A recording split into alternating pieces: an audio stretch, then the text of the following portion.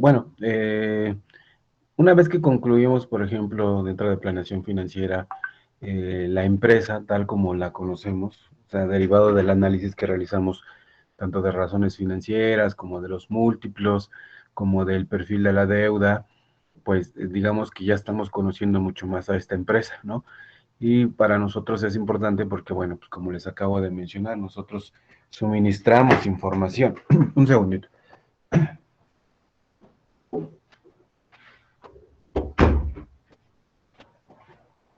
Nosotros suministramos pues, información, ¿no? Para las empresas. Generamos información para otras áreas, generamos información para inversionistas, generamos información para las áreas que componen nuestra organización, por ejemplo, para el área contable, para auditoría, para impuestos. Entonces es muy importante conocer a fondo la empresa. Y algo muy importante dentro de planeación financiera es el capital de trabajo.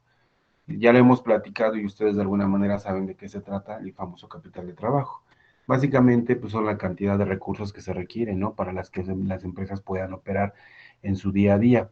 Entonces, entre mejor tengan, digamos, coordinado este capital de trabajo, pues mejor es mucho más importante para las empresas porque dependerán en menor medida de recursos externos, ¿no? Es decir, de créditos o préstamos que, como ustedes saben, tienen un costo, ¿no?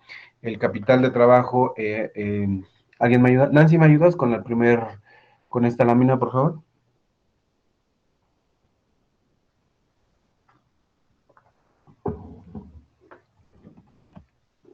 ¿Alguien que esté por aquí que me pueda ayudar, por favor, con la primera lámina?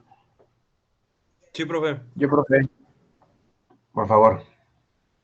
El capital de trabajo se entiende como todos aquellos activos con los que se cuenta una empresa para funcionar y producir.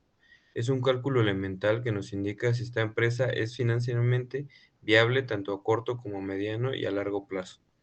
Se refiere de manera básica a los recursos financieros que una empresa necesita para mantenerse en funcionamiento. Usualmente este capital se conoce como activos corrientes que agrupa a efectivo, inventarios, carteras e inversiones a corto plazo. Este tipo de cálculos son muy importantes para diferentes decisiones que se deben tomar para el funcionamiento de una empresa.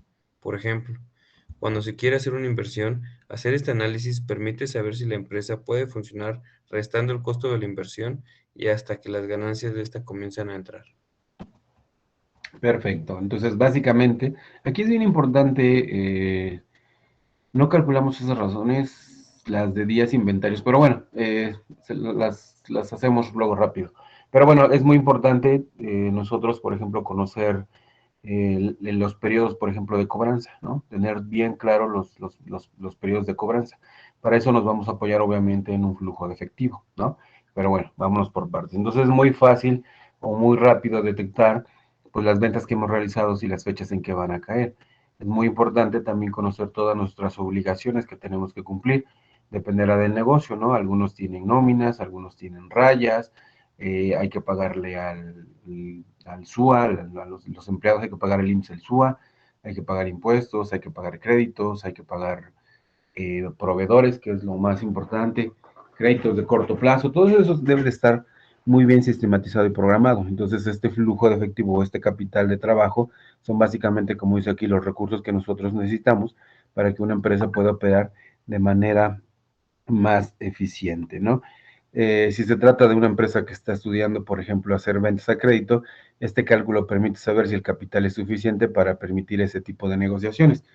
Hoy en día, pues, todas las empresas básicamente hacen las ventas a crédito, ¿no? Si tú le vendes a cualquier empresa grande, te va a decir, bueno, ok, mi política de pagos es esta, ¿te conviene sí o no? Las que son hoy amables, pues son de 30 a 45 días los pagos, ¿no? Entonces, bueno, el capital de trabajo en realidad se convierte en todo un reto, ¿no? Este, porque, bueno, pues hay que darle la adecuada administración y además no solo manejar de manera adecuada los recursos, sino también contar con los servicios que se requiere en caso de que tengas necesidades de capital de trabajo.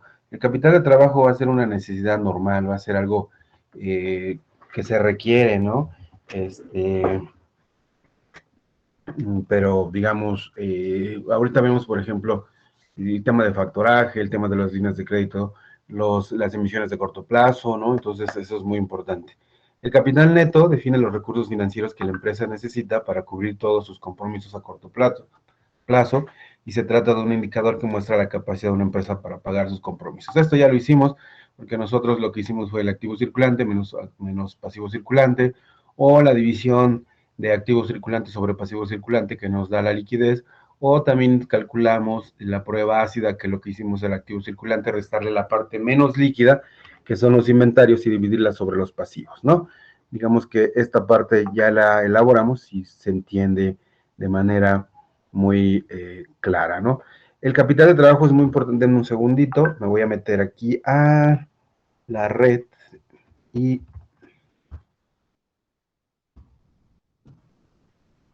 un segundito.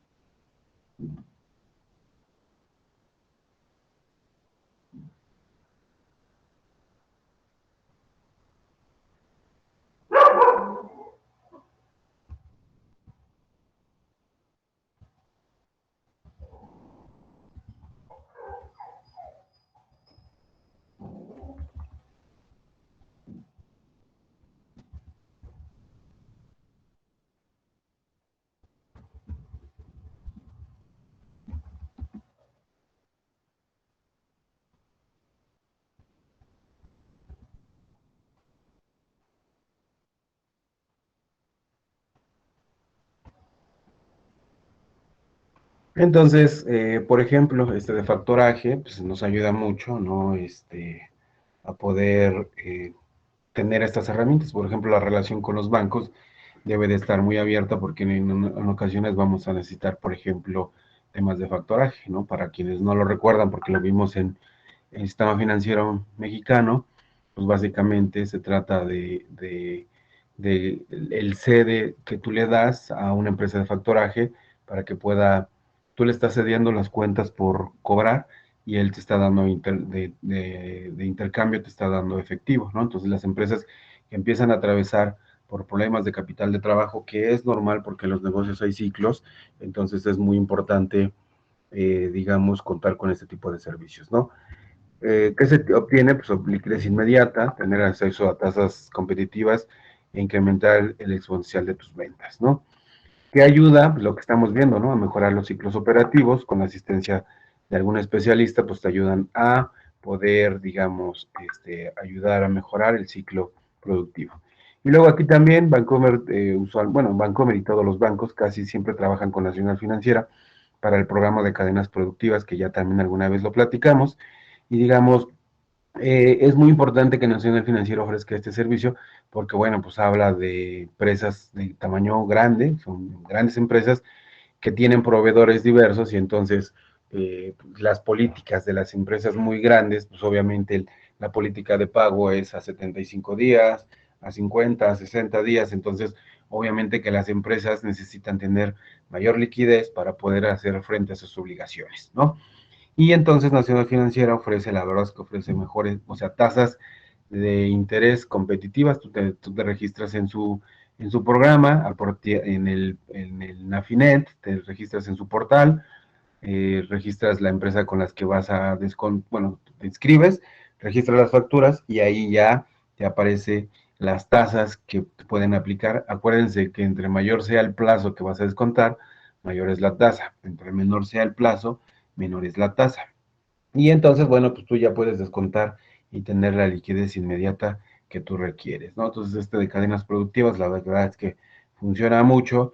Y bueno, básicamente lo que te están sugiriendo, aquí hay factoraje con recursos y factoraje sin recursos, ¿no? Entonces, acuérdense que se aplica una tasa de descuento y este es un servicio que te pueden ofrecer, ¿no? Es bastante, bueno, aquí pueden aprender ustedes bastante sobre los servicios que tiene. Y es muy importante, como les digo, la verdad es que es muy importante tener en orden las cuentas por cobrar. Acuérdense que primero se cobra, cuentas por cobrar, cuentas por pagar, ¿sí? Primero cobras, después pagas, ¿no? Eso es darle sentido a tu ciclo operativo y eso se conoce como planeación financiera de corto plazo. ¿sí? Esto de lo que te ayudan a mejorar tus ciclos operativos, a eso se refiere. Primero tienes que cobrar y una vez que tienes dinero, te volteas y pagas a los proveedores, ¿no? Porque si tú primero pagas y luego cobras, o por ejemplo los días promedios para cobrar es de 30 días y los días promedio para cobrar, perdón, los días promedios para cobrar son de 20 días y tú pagas en 10 días, ¿no? Pues obviamente tú estás apalancando la operación, entonces lo que sí te ayuda a tener en claro esto es mejorar tu ciclo operativo. Hay otros instrumentos también que te ayudan a tener, por ejemplo, las emisiones de deuda de corto plazo. ¿Sí? Por ejemplo, vamos a meternos aquí a Banorte. Eso ya les he platicado también que se llaman programas duales, ¿no? Los programas duales ayudan. Entonces dice el mercado de deuda. ¿Alguien me ayuda a leer este texto aquí, por favor? El mercado de deuda, la descripción, Sí, profe. El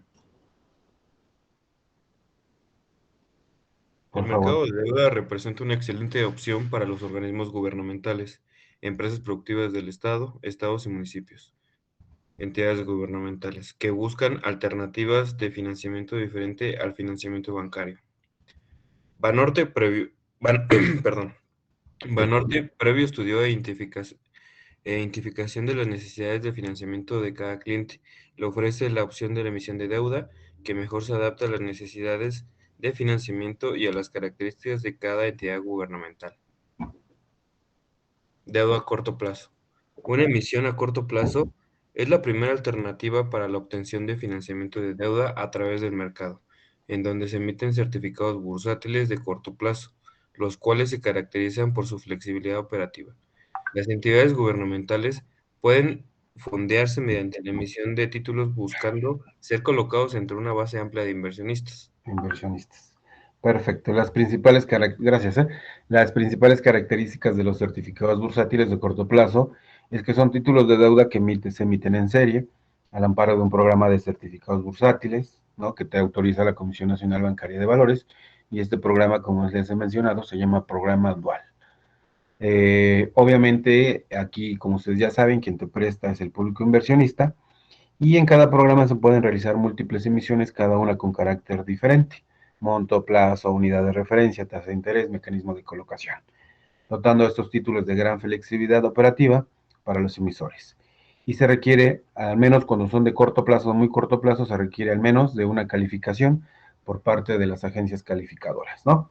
Hace rato ya vimos, por ejemplo, este, eh, este tema de las tasas de interés, ¿no? Por ejemplo, si pueden ser variables, pueden ser flexibles. Usualmente cuando son emisiones, les he platicado, usualmente cuando son emisiones de corto plazo, uno se va a tasa variable, ¿no? El mercado te pide tasa variable. Cuando las emisiones son a largo plazo, por ejemplo, hace rato que vimos las verdes de 10 años, pues son a tasa fija, ¿no? Las tres que tiene ahí, de 2.000 y 2.500 millones, son tasas fijas.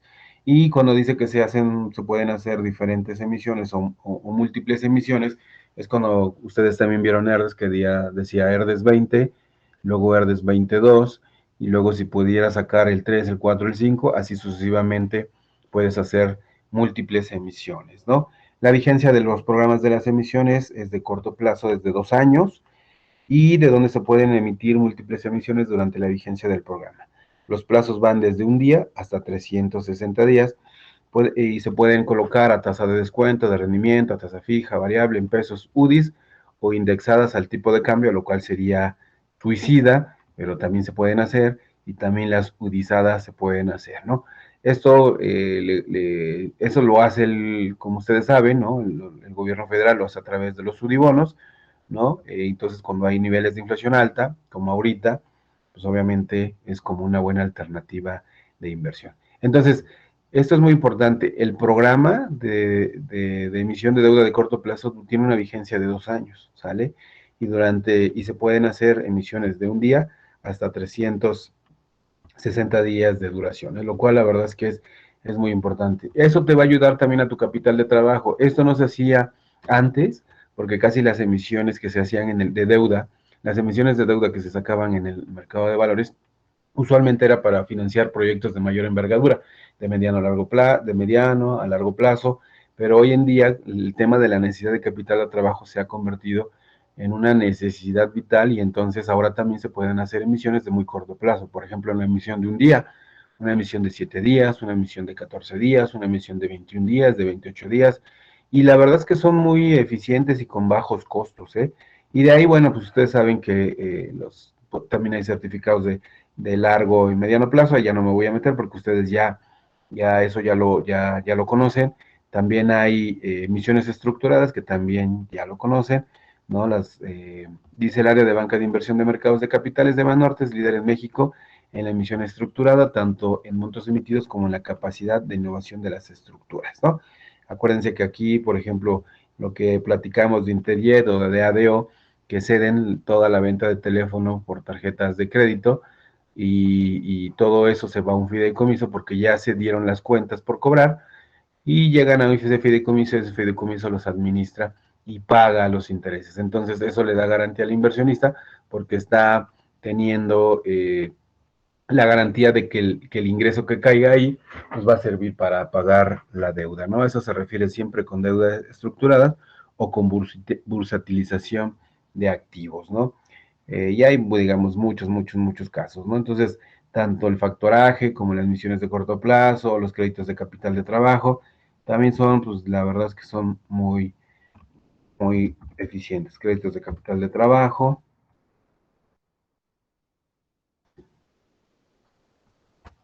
a ver,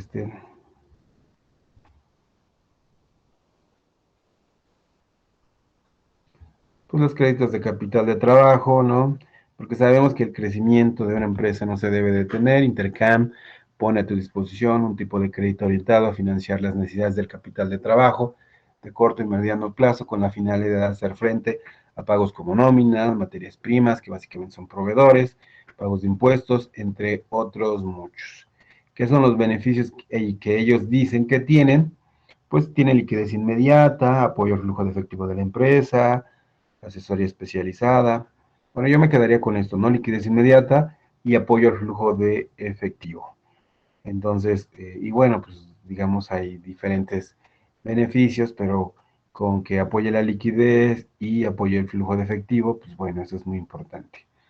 Las características del producto son líneas de crédito de 1 a 3 años, plazos máximos de disposición de hasta 180 días, múltiples disposiciones en línea sin saber el monto autorizado, facilidad de realizar prepagos por los montos dispuestos y líneas en pesos o en dólares americanos, porque recuerden que también hay factoraje en dólares americanos, porque recuerden que tenemos proveedores en pesos o tenemos proveedores en dólares. Entonces hoy en día se puede ofrecer factoraje o créditos en pesos, en dólares, no hay ningún problema, ¿no? Esos porque nos ayudan con ese tipo de cosas. Para ser sujeto a crédito requerirás contar con las siguientes garantías: prendas sobre efectivo, prendas sobre inventarios, prendas sobre maquinaria y equipo, garantías de una carta de crédito stand-by, que son instrumentos de comercio internacional, y un stand-by es mucho más seguro que una fianza. La fianza tienes que meterla, acudir al tema jurídico, y los stand-by son exigibles, ¿no? Por ejemplo, tú le dices, alguien te quiere comprar, digamos, una maquinaria, y tú no lo conoces porque nunca lo has escuchado, ni visto, ni tienes relación comercial. Entonces puedes firmar un stand-by con tu banco, él firma un stand-by con su banco, los stand-by se cruzan y entonces si no responde la contraparte, tu banco te tiene que responder y tu banco le exige al otro banco, ¿no? Porque hay arreglos entre bancos y se liquidan y después ya se bajan. Por eso son líneas de crédito y es mucho más seguro y mucho más rápido y eficiente que una fianza. También hay garantías hipotecarias y garantías fiduciarias, ¿no? Si tú tienes todo esto, puedes entrarle al tema de capital de trabajo. Recuerden que esto es un tema de administración de riesgo, ¿no? Entonces, obviamente, los bancos se tienen que asegurar con alguna de las prendas o garantías que existen, ¿no? Entonces, los créditos de capital de trabajo, ya tenemos créditos de capital de trabajo, emisiones de muy corto plazo, factoraje, cualquiera de esto que nos puede apoyar para poder continuar con la operación del negocio, sobre todo darle orden al ciclo operativo, ¿sale? Entonces, aquí ya lo vimos. ¿Quiénes que participan en la determinación del capital de trabajo? Pues obviamente toda la parte que se encuentra dentro del activo circulante, que ustedes ya conocen, ¿sale? Ahí no me voy a detener, tampoco me voy a detener ahí. Algunos puntos, que es lo que platicábamos, algunos puntos a considerar en el capital de trabajo. Cuanto más previsible sea la entrada de efectivo, menor será el capital de trabajo que necesite la empresa. Y para ello hay que elaborar un flujo de efectivo. La mayoría de las empresas son incapaces de equilibrar con certeza las salidas y las entradas de efectivo. La mayoría, las grandes y las pequeñas, usualmente enfrentan los mismos problemas, pero obviamente las grandes tienen más ventajas, pues porque pueden contratar el personal adecuado que les ayude con el tema de la planeación financiera y con la planeación del flujo de efectivo, ¿no? En general, cuando mayor sea el margen en el que los activos circulantes cubren a los pasivos de corto plazo, mayor será la capacidad de pagar las cuentas conforme se vencen. En esta relación se da porque la conversión de activos circulantes del inventario a cuentas por cobrar y efectivo proporcionan la fuente de efectivo. Es decir, la verdad es que hay empresas muy líquidas, por ejemplo, piensen en Walmart, ¿no? En las comercializadoras que todos los días venden y obviamente todos los días cobran y todos los días pagan, pero el flujo se da de manera muy rápida, ¿no? Entonces es muy importante. Entonces aquí es importante tener bien ordenado la parte de las cuentas por cobrar, ordenada las cuentas por pagar y tener ordenado el inventario, ¿sale? Entonces, no sé si hasta ahí tengan alguna duda, algún comentario.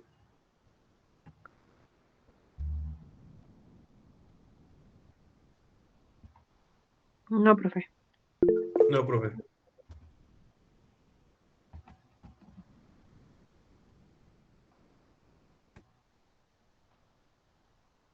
Para elaborar un flujo de efectivo, pues digamos, tú tienes un saldo inicial. A ver si se alcanza a ver. Ahí creo que se ve bien, no sé. ¿Se Profe, alcanza a ver no se ahí? ve. ¿No? Entonces denme un segundito para dejar de proyectar y volver a proyectar. Va de nuevo. Voy a proyectar un libro de Excel que acabo de abrir.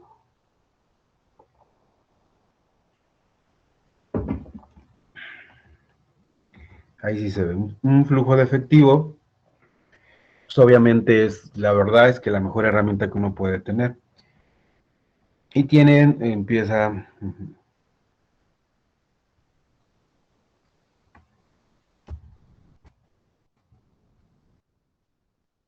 Entonces inicia con un saldo principal, un saldo inicial, que es el saldo con el que cerraste el día anterior. Y bueno, luego tienes ingresos, ¿sale? ¿Qué conceptos entras dentro de ingresos de una empresa? Pues la venta de productos, ¿no? Ventas por cobrar, ¿sale? ¿Qué más tiene de ingresos una empresa? ¿Qué podrían meter ustedes?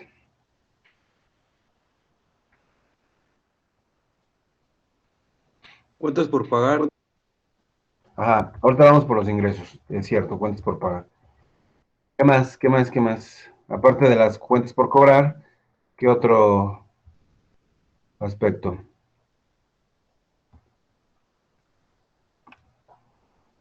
¿Cuándo entra dinero a una empresa?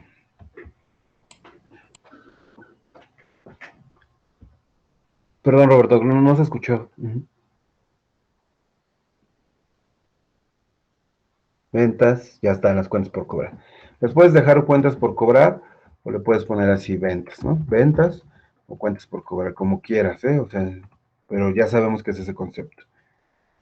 Las empresas reciben dinero, ¿por qué más?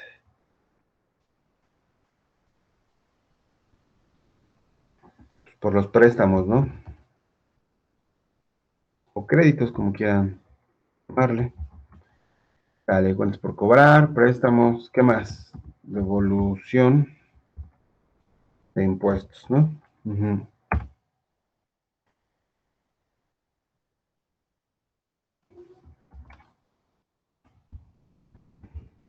Si reciben alguna capitalización, es posible. Y bueno, viene el total de ingresos. Sale. Luego vienen los egresos, como dice su compañero. Egresos. Decía Antonio, proveedores, ¿no? ¿Qué más? ¿Por qué sale dinero de una empresa? De su flujo de efectivo. Los impuestos que tiene que pagar o sueldos. ¿Perdón? Proveedores, ok. ¿Qué más? ¿Qué más? Perdón.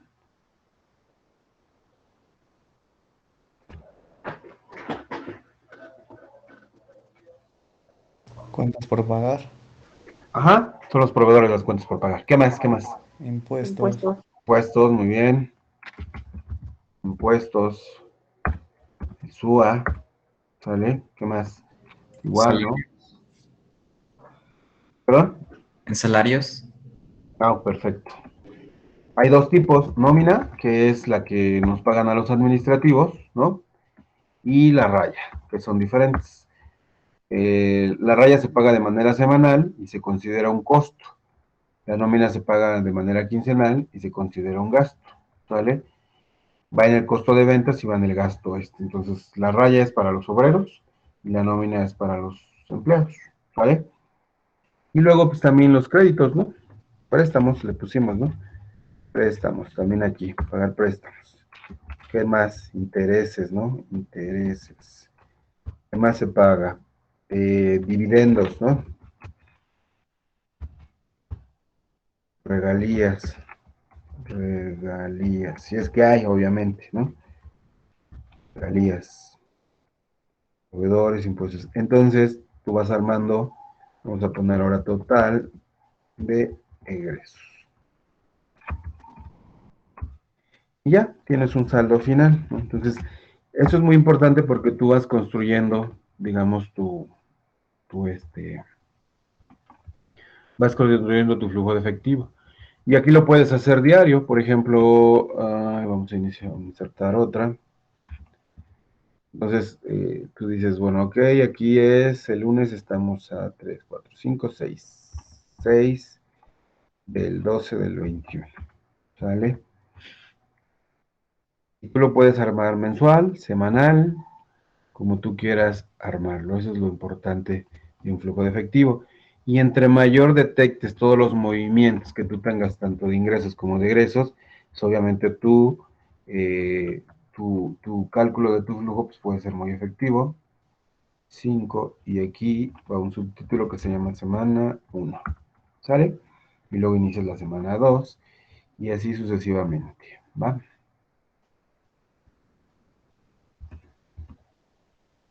¿Sale? Entonces, pues digamos aquí tienes 100,000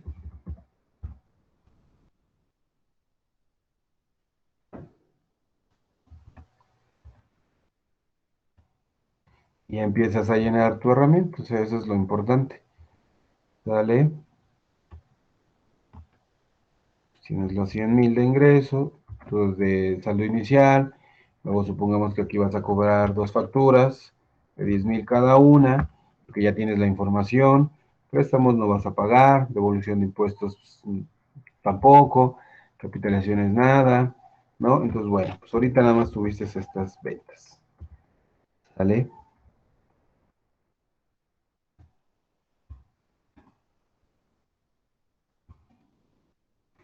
Luego de proveedores, tienes que pagar 35,000, ¿sale? Impuestos nada, UA nada, nóminas se pagan las rayas se fondean los jueves, se supone que tiene 5,000.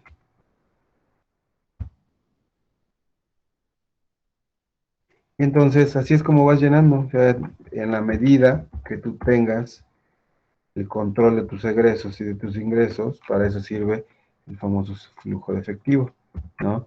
Entonces, es saldo inicial más ingresos, total de ingresos, menos total de egresos. ¿Vale? Y ya te da tu saldo final.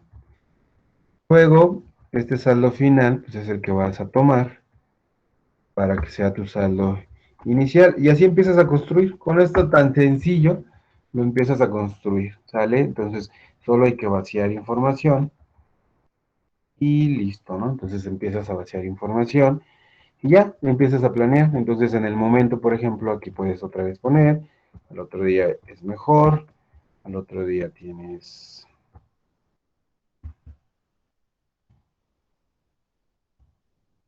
Los viernes hay menos actividad, usualmente en las empresas, porque se tiene que ir uno, entonces puede haber menos actividad, ¿sale?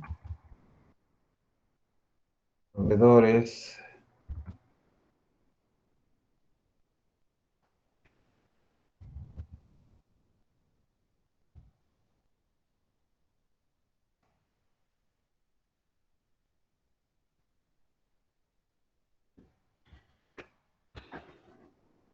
a ver, digamos que tendrías que pagar un crédito, 10,000 pesos,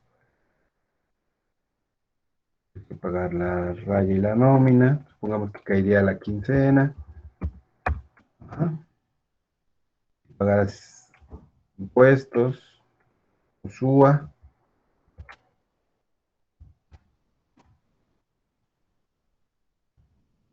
Esto ya se sabe que los días 25 más o menos pagas impuestos, ¿no? El SUA también, ya sabes que tienes que meterlo, tus proveedores, y supongamos que a lo mejor tú tienes, ahí digamos te va alcanzando tu flujo, ¿no? ¿Y qué sucedería si, por ejemplo, tendrías que pagar tu préstamo, ¿no? El día, esta fecha, ¿no? El miércoles de la siguiente semana, 6, 7, 8, ¿no? El 8. Y pone que fueran 100,000 pesos. Entonces, pues ya tu flujo ya no te empieza a alcanzar, ¿no? Ya tienes números rojos, por ejemplo. Pero ahí se mató, creo que a cero. Qué chistoso. 5. Entonces, pues ya esto te ayuda porque obviamente, pues tú ya de manera con anticipación, pues ya estás viendo que no te va a alcanzar el flujo de efectivo, que vas a tener un corto por acá, y entonces de manera anticipada, pues tú puedes tomar decisiones, ¿no? A mí la verdad es que sí me tocó ver en mismo Herdes hace años que ni siquiera un flujo de efectivo se tenía, ¿no? O sea, el tesorero no lo tenía, no contaba con un flujo de efectivo. Y entonces estábamos pagando proveedores y decían, no, no, es que no nos va a alcanzar. Pues, ¿cómo que no nos va a alcanzar? Pues, sí, no, no, es que, bueno, pues, y no lo sabías, pues, y en ese mismo momento hablábamos para pedir un crédito, ¿no? Porque obviamente las empresas debes de tener, como les acaba de mencionar, como dice el texto, pues debes de tener líneas de crédito, ¿no? Líneas de crédito firmadas con muchas instituciones bancarias, pues para solicitar crédito, no nomás con un banco, sino debes de tener muchas para que puedas disponer de los recursos cuando así se requiera, ¿no? Entonces, eso es muy importante. Entonces, bueno, aquí en la semana uno, pues ya es la suma de tu resumen, aquí siempre va la suma, ¿sí? De todos tus conceptos, ¿sí? Ahora haces la suma horizontal y así, el chiste que tienes que llegar al mismo resultado, ¿no? Entonces, eso es lo importante de ir construyendo tu flujo de efectivo. Y como les digo, si no lo quieres hacer así o lo dejas abierto y luego ya lo único que haces es ir cerrando con las funciones de Excel, ¿no? Y dejar puras semanas, semana uno, semana 2, semana 3, depende de qué es lo que quieras ver, ¿no? O aquí ya va el mes uno, mes 2, entonces de aquí pones diciembre, enero, febrero, marzo, abril, mayo, junio, y depende qué es lo que tú quieras construir. Pero un flujo de efectivo es la herramienta más eficaz que hay para poder administrar los requerimientos que se llegan a tener, ¿no? Y obviamente también, si tienes, por ejemplo, dices, bueno, pues este crédito lo voy a volver a renovar, ¿no? Con 105,000, entonces yo lo vuelvo a renovar, ¿no? Lo único, como es digamos, un préstamo de corto plazo, pues lo vuelvo a renovar, aquí está la salida, aquí está la renovación, y a lo mejor ya nada más de intereses, ahí están los intereses, y ya, ¿no? Entonces, lo único que haces es volverlo a renovar y ya tienes el ingreso y ya nuevamente tienes tu saldo a favor. Entonces, esto te ayuda a tomar decisiones de manera anticipada, ¿no? Y aunque es una herramienta muy sencilla, es la forma más eficaz de poderlo hacer, sobre todo cuando puedes, cuando conoces, sobre todo, las obligaciones, estás seguro que ya las conoces, ¿no? Cuando pagas proveedores, cuando pagas impuestos, cuando pagas su nómina, todo esto lo conoces de manera precisa, ¿sí? Lo que es más difícil son los ingresos, pero aún así, como todos vendemos a crédito y te dicen tal día vence tu factura, pues dices, ok, está bien, entonces no pasa nada. si estuviera corto, como decíamos hace rato, que no tuviera este dinero, entonces dices, oye, ¿qué hacemos? Híjole, hay que dejar de pagar proveedores, por ejemplo, aquí. ¿Sabes qué? Este día pasa a los proveedores para el viernes, ¿no? No los pagues, no pagues aquí, ¿no? Entonces, o no pagues aquí tantos proveedores. ¿Sabes qué? Hay que bajarle a 60, ¿no? Ya revisas que, no, pues ahí no, al revés, al revés. Ajá, de total de ingresos, están proveedores aquí. Ah, pues lo pagamos nomás 15,000 de proveedores, ¿no? Coge a los más difíciles y así empiezas a jugar. De eso sirve el flujo de efectivo, para eso, ¿no? Para detectar cuando estás corto, para detectar cuando estás largo, y cuando estás largo, pues el saldo final, pues tienes que invertirlo, ¿no? Entonces estos flujos también te ayudan para poder planear tus inversiones. Cuando no tienes presión en el flujo y ves que en el crédito dices, oye, pues el crédito lo voy a pagar hasta el final de mes. Ah, pues el saldo, si no te vas a presionar, pues puedes invertirlo 20 días buscando una mayor tasa, ¿no?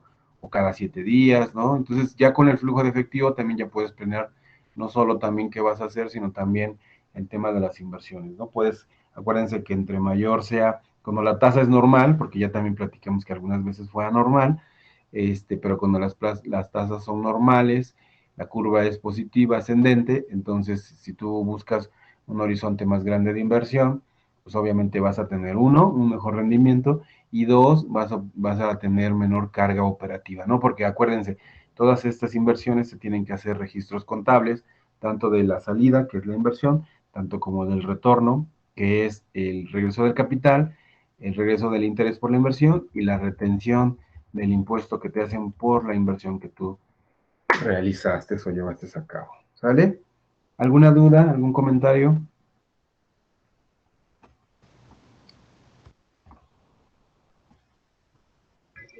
No, profe. No, profe. Ok.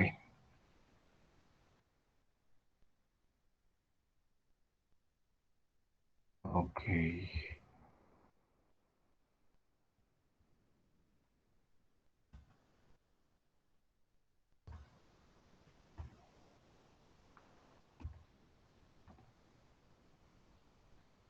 Y para eso, bueno, pues están las áreas de tesorerías dentro de las empresas, ¿no? Básicamente, en las empresas ustedes van a encontrar estas áreas. Muchas veces están, es tesorería y finanzas, ¿no? O finanzas o tesorería. A veces están separadas, a veces están juntas, ¿no? Depende de la organización que tengan dentro de la empresa. Pero una práctica sana es que estén separadas, ¿no? Obviamente deben de trabajar de manera coordinada porque, por ejemplo, a lo mejor finanzas se encarga de pedir la deuda, pero el que le tiene que dar el grito o le tiene que dar el aviso, pues es obviamente planeación financiera o el área de tesorería, decir, oye, ¿sabes qué? Aquí tenemos un problema con el flujo de efectivo, no vamos a llegar, entonces hay que solicitar un crédito, ¿ok? Y ya el área de finanzas, pues se voltea con los bancos, con los que tienen la relación y busca el mejor crédito, ¿no? Entonces, a veces, como les digo, lo hace en la misma área o a veces vienen separados, ¿no? A mí me gusta que estén mejor separados, porque también el área de tesorería, también hay que ser objetivos, también tienen hay muchas actividades, mucha talacha, ¿no? Entonces, si tú estás metido en la operación, pues te resta tiempo para poder analizar, y en cambio la parte financiera debe de estar un poco alejada de la parte de la operación, no pagando a proveedores ni haciendo ese tipo de cosas, sino mejor analizando opciones de crédito, viendo las curvas de las tasas de interés, tanto para la inversión como para los financiamientos, viendo temas de administración de riesgo, ¿no? Entonces, bueno, esas son las funciones. Entonces, lo van a encontrar de manera junta, de manera separada, pero básicamente la principal función de una tesorería consiste en planear, controlar efectivamente los flujos de entradas y salidas de efectivo y establecer estrategias para contribuir a lograr la óptima productividad en el manejo de los recursos financieros de la organización. Básicamente los objetivos son, digamos, es maximizar el patrimonio de la empresa. Los recursos deben de estar invertidos y bien invertidos e invertidos, ¿no? No se puede dejar ni un peso sin invertir. Todos los días se tiene que invertir. Entonces, la actividad de la tesorería es en las mañanas, tiene que ser muy temprano, muy activa, para que rápidamente recojan la cobranza, paguen proveedores y el resto se esté invirtiendo. Acuérdense que los mercados más o menos cierran a las 3 de la tarde Ya a las 3 de la tarde es muy tarde para realizar alguna inversión, pero a esa hora cierran y ya debe de estar todo liquidado. Si no inviertes previo a eso, pues vas a tener algunos problemas porque los saldos no invertidos pues se van a ver muy mal ahí y seguramente tendrás algún problema, ¿no? Entonces hay que buscar, hay que tener los contratos habilitados para que tesorería una vez que, digamos, termine su operación, los saldos que restan se invierten, ya sea que se transfieran o se hagan cargos en cuenta, ¿no? Entonces de eso se trata, maximizar el patrimonio de la empresa, reducir el riesgo de una crisis de liquidez, tratar de evitar que tengas una crisis de liquidez, pero como les digo, ese tema no nos debe de espantar porque los negocios son cíclicos, ¿no? Hay negocios muy cíclicos y por ejemplo, el caso del atún, cuando un barco atunero sale y captura atún y regresa, pues obviamente hay que liquidar esa mercancía, que usualmente se hace a una tasa de dólares, ¿no? Es una mercancía, con que sea en México, está dolarizada, se tiene que pagar el producto, se tiene que pagar el licen marino, se tienen que pagar los salarios al capitán, a los capitanes, se les tiene que pagar y entonces, pues, ¿qué recibes en contraparte? Pues tu inventario, ¿no? Producto que tienes que inventariar, sale flujo de efectivo, entra inventario y conforme se vaya realizando la producción, la distribución, la venta y la cuenta por cobrar, pues no tendrás dinero, ¿no? Porque realmente el dinero está metido en materias primas, ¿no? Cuando nos damos cuenta de eso, pues cuando analizamos información financiera y de repente vemos poco efectivo y vemos un monto muy grande de inventarios, entonces nos damos cuenta que estas empresas tienen un problema de capital de trabajo o de liquidez y entonces los banqueros que hacen bien su chamba, pues se acercan con productos adecuados, ya ofreciendo productos muy específicos para estas empresas, ¿no? Y tiene que ver con la lectura que se hace. Entonces, las empresas circulan o avanzan con créditos, porque acuérdense que es muy importante utilizar los créditos tienen beneficios fiscales. La retención, por ejemplo, que les decía que les hacen en las inversiones, al final de año pides una constancia de retención de impuestos que te la tienen que dar y con eso pues vas a tener los beneficios fiscales que tú crees. Y también el crédito, pues por el lado, si tú pides un crédito, pues también se mete como un costo financiero, los intereses los puedes recuperar y bueno, tiene muchas ventajas, ¿no? Entonces el tema de reducir el riesgo de una crisis de liquidez sí es importante, pero digamos no es algo que nos deba de asustar, es normal que suceda en los negocios. En la vida personal a veces también nos pasa que tenemos un gasto, nos quedamos sin la quincena, no la acabamos, y pues bueno, pasas la tarjeta de crédito, ¿no? Porque al final, en la siguiente quincena tendrás otro ingreso, o si tienes un negocio, pues así funciona, ¿no? Ya tendrás la venta de este producto, te pagarán, y listo, es normal que suceda, ¿no? Y bueno, pues aquí hay que también experimentar, bueno, hablar sobre el sistema financiero, ¿no? Porque hablamos del factoraje, de los créditos bancarios, de capital de trabajo, de la admisión, o también nos podemos fondear con algunas OFOMs, con algunas arrendadoras, con algunas almacenadoras. Por ejemplo, un servicio que dan las almacenadoras, sobre todo de los grupos financieros, es que dicen, oye, yo veo que traes un inventario muy grande, ¿no? Entonces, para que tú tengas mayor liquidez, te ofrezco un servicio que es almacenarte tu producto. Te lo almaceno, pero además de almacenártelo, lo que voy a hacer es como si yo te lo estuviera comprando. Vamos a firmar un contrato de almacenamiento, tú vas a dar de baja esos inventarios de tu balance para que el balance no se vea reflejado, tengas liquidez y después te lo regreso a la fecha que tú lo vayas a necesitar, te lo regreso y mientras y por ese servicio pues te voy a cobrar una tasa, ¿no? Una tasa por ese servicio. Entonces es tipo de productos que llegan a ofrecer las instituciones financieras.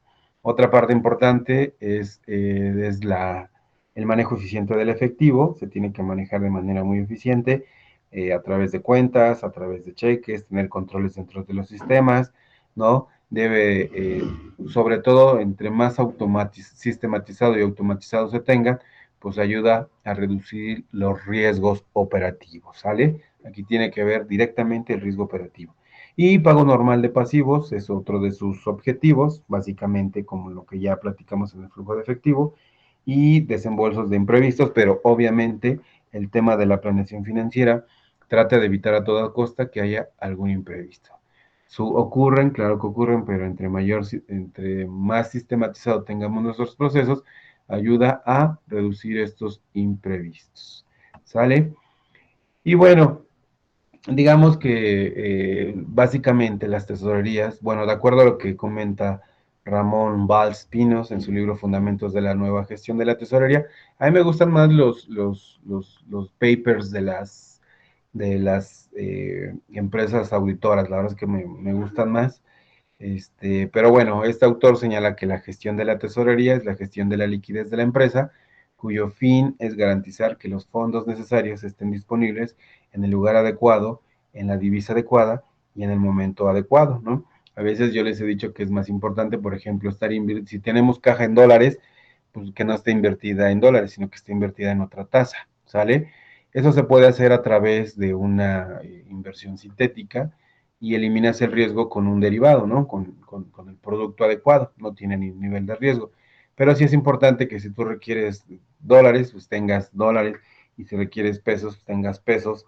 Entonces necesitas tener productos adecuados. O sea, esto resulta conservador, pero al mismo tiempo le da mucha garantía al negocio de poder funcionar de manera adecuada, ¿no? Entonces, para ello debe de mantener relaciones oportunas con las entidades correspondientes, procurando minimizar los fondos retenidos en circulante mediante el control funcional de clientes, proveedores, circuitos de cobros y pagos, rentabilizando los fondos ociosos y minimizando los costos, ¿no? Y de hecho, hoy en día lo que se hace es que las tesorerías funcionen como tesorerías centralizadas. Las empresas han dejado de tener, más bien han concentrado los fondos en las tesorerías, todos los recursos en las tesorerías. Por ejemplo, algunas empresas de repente tienen cuentas, ¿no? Para el mantenimiento de la planta, ¿no? Que es que llegan y cobran la luz, o hay que pagar eso. Hoy en día eso ya no existe porque a través del uso de la tecnología, la sistematización y de los productos que ofrecen a través de la innovación bancaria, pues por ejemplo tú puedes tener una tesorería centralizada, ya no tienes cuentas ahí con dinero ocioso, sino que lo concentras. Si la planta necesita un dinero para poderle pagar, digamos, a un proveedor porque se rompió o el zaguán se dañó, o alguna máquina se dañó y que la tienen que ir a reparar hoy, pues le emites un cheque o le haces una transferencia, ¿sí? Pero ya no, ellos ya no manejan efectivo. Todo tiene que estar controlado desde los corporativos. Por ejemplo, las operaciones de Nestlé, su tesorería está del todo el mundo, está en Brasil.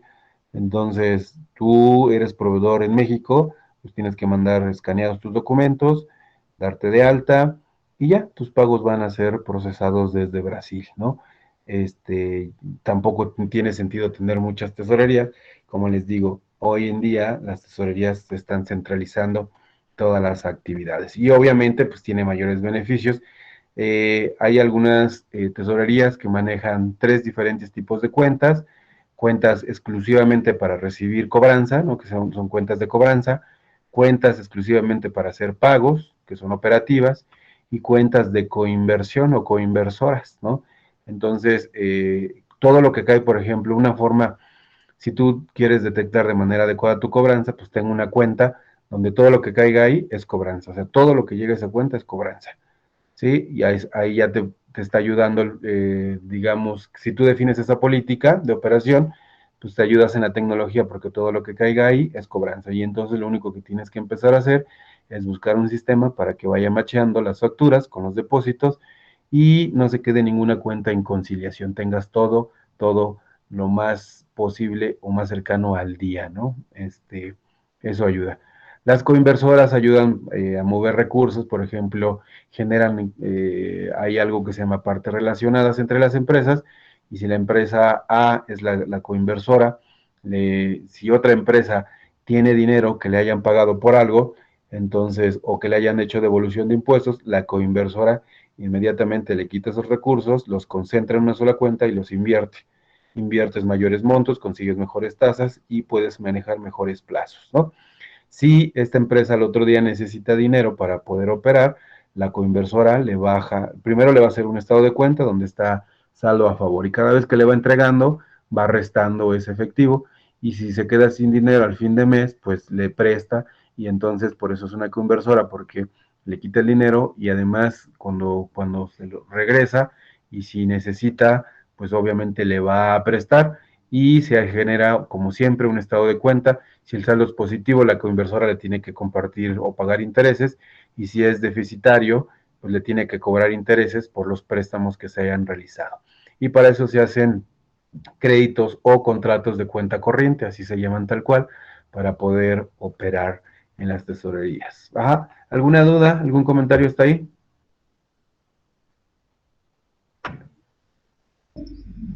No, profe. Perfecto. Entonces, ok, de acuerdo, gracias. Elaborar con mayor exactitud los pronósticos y comparativos contribuyen a generar valor agregado en el proceso de planeación estratégica y control presupuestal. La evolución de la función de la tesorería está estrechamente vinculada con la función financiera, por lo que una parte importante de su engranaje, ¿no? Como les digo, deben de trabajar de manera coordinada y muchos especialistas la consideran la función de mayor impacto en la estructura financiera de las organizaciones por el rol que ha adquirido en el transcurso de los años y por su disciplina en el manejo de recursos económicos y financieros. Para ello, al hablar de la evolución de las tesorerías de las empresas, se hará alusión a la transformación de la fusión financiera. De hecho, algunos bancos organizan usualmente eh, eventos para las tesorerías, ¿no? Por ejemplo, hay un evento muy importante que hacen en Miami, organizado por Citibank para las tesorerías del mundo, e invitan a sus clientes para enseñar algunas historias de éxito, para ver el manejo del efectivo, del cash management, de las bancas, y a ir viendo cómo van evolucionando, ¿no? Por ejemplo, les decía, ¿no? A través del uso de los layouts o de ese tipo de cuestiones se puede automatizar muchos procesos, y en la medida que metas menos la mano a la operación, como les digo, estás reduciendo, minimizando el riesgo operativo. Y el riesgo operativo, acuérdense, en administración de riesgos, al inicio se definen, ¿no? Como todos los riesgos que están relacionados por la operación de un negocio que involucra sistemas, recursos humanos, ¿no? Entonces, bueno, pues entre más automatizado está este proceso, los riesgos van reduciéndose de manera muy importante, ¿sale? La gestión debe centrarse en la obtención de mayores ingresos a corto plazo, derivados de la administración de los excedentes de liquidez y de la reducción de los costos en la gestión del déficit de la tesorería, lo cual contribuye a la consecución de objetivos generales de maximizar la rentabilidad y el valor de la entidad. La gestión de la tesorería debe estar basada en los sistemas de tecnología de la información y adaptarse a los que vayan apareciendo en el ámbito internacional.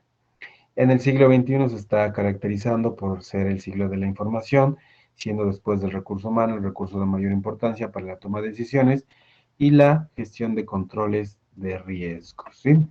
Y bueno, aquí está el tema de la centralización, como les digo, la verdad es que si centralizas tu tesorería y además centralizas los recursos en cuentas, por ejemplo, si tienes un grupo de empresas, ¿no? Pues es lo más importante, debes de cambiar tu política y no permitir que cada una de ellas invierta, sino que solo invierta, digamos, la holding, la mamá o la coinversora, como quieran llamarle, ¿no?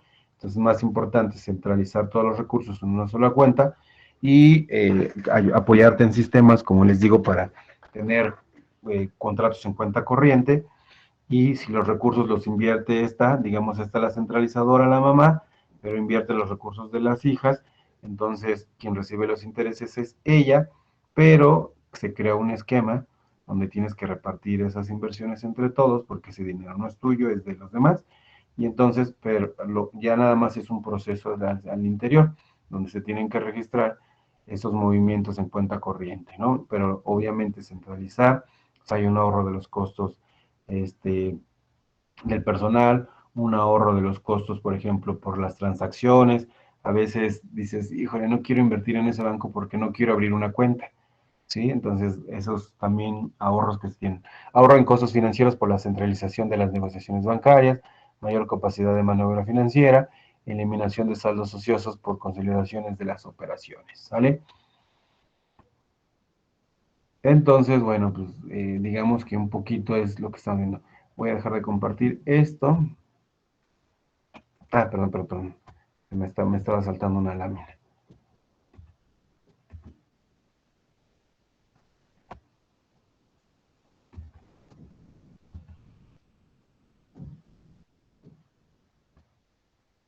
Gestión avanzada, gestión operativa y administración de tesorería, ¿no? Pues básicamente la parte de la tesorería debe tener relación, ¿no? Como lo dice el texto y como ustedes lo saben, obviamente tener una relación muy abierta con los bancos, ¿sí? Debe tener una muy buena relación y comunicación, porque hay muchos productos que te van a ayudar, que ellos te van a ofrecer para poder mejorar tu nivel operativo. Entonces, la gestión avanzada habla sobre la previsión, que básicamente es evitar los riesgos de liquidez y los riesgos en interés y la centralización. La gestión operativa es básicamente el control del flujo de efectivo, del cash flow y negocio bancario, gestión de la posición y controles de condiciones, ¿no? La posición es básicamente entender el flujo de efectivo, ¿no? Dices, oye, mándame la posición del día de hoy, pues tienes que mandar el flujo de efectivo de ese día, eso se refiere con la posición y control de las condiciones. Y la administración de la tesorería es integración de cobros y pagos, como les había dicho, conciliación, ninguna partida debe de quedarse en conciliación. Es muy complicado, pero se puede lograr, sobre todo porque tienes que trabajar de manera coordinada con tus clientes. Si tú les das un número de referencia, pues ese número de referencia deben de traerlo, ¿sale? Entonces es muy importante que les hagas hincapié, que no olviden ese número de referencia. Luego hay otros, por ejemplo, hay algunos sistemas que te dicen, oye, esta factura coincide con este monto que depositaron, entonces estas partidas en automático, si no hay ninguna diferencia, se van eliminando, se van macheando, se van eliminando entre ellas solas y se van conciliando y ya no tienes nada ahí pendiente, ¿no? Eso ayuda bastante y hay otros sistemas que también te clasifican y dices, ok, este corresponde a este, y ya empiezas a matar partidas y se va directamente a conciliación, no queda nada, ¿no? Y debe de haber una comunicación estrecha con los bancos, ¿sí? Cuando es un negocio grande, cuando es un negocio, digamos, de mayoreo, pues es mucho más fácil trabajar porque pues, seguramente tus clientes son también grandes, pero cuando es un negocio de retail, se complica un poco más la situación, ¿no? Porque hay que identificar de quién es, de cómo es el pago y todo el rollo. Entonces, eso es lo que sucede con los pequeños, las pequeñas empresas. ¿Listo? Entonces, vamos a salirnos de aquí y quiero mostrarles este documento, el siguiente documento.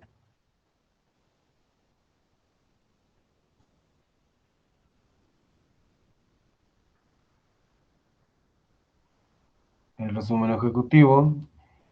Las crisis financieras ha puesto a la función. Mejor ayuda a alguien que ayude a leer aquí, por favor. Este párrafo, el primer párrafo, que me ayuda.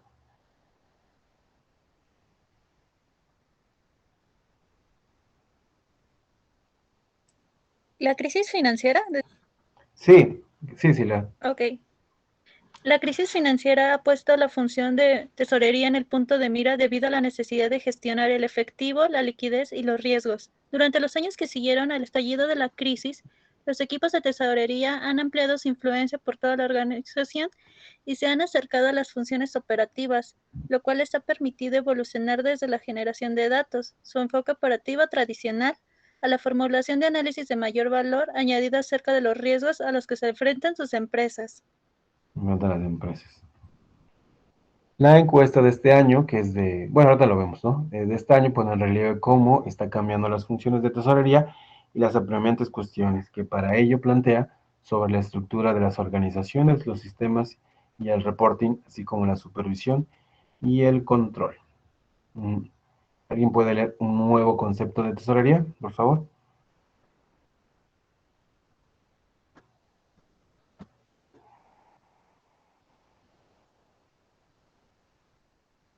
La participación de las funciones de tesorería en los procesos financieros que habitualmente trascienden a sus departamentos, como la gestión del capital circulante, la gestión de las materias primas y el procedimiento de los pagos operativos, plantea cuestiones críticas en torno a las funciones, las responsabilidades, el gobierno y la provisión de información.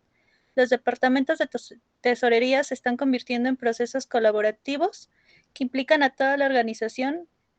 Es el momento de replantear qué significa el concepto actividades de tesorería. Gracias, Silvia. ¿Quién está a cargo? Pues la proporción de profesionales de tesorería que presentan sus servicios fuera del equipo central de la organización ha aumentado en en los, en los,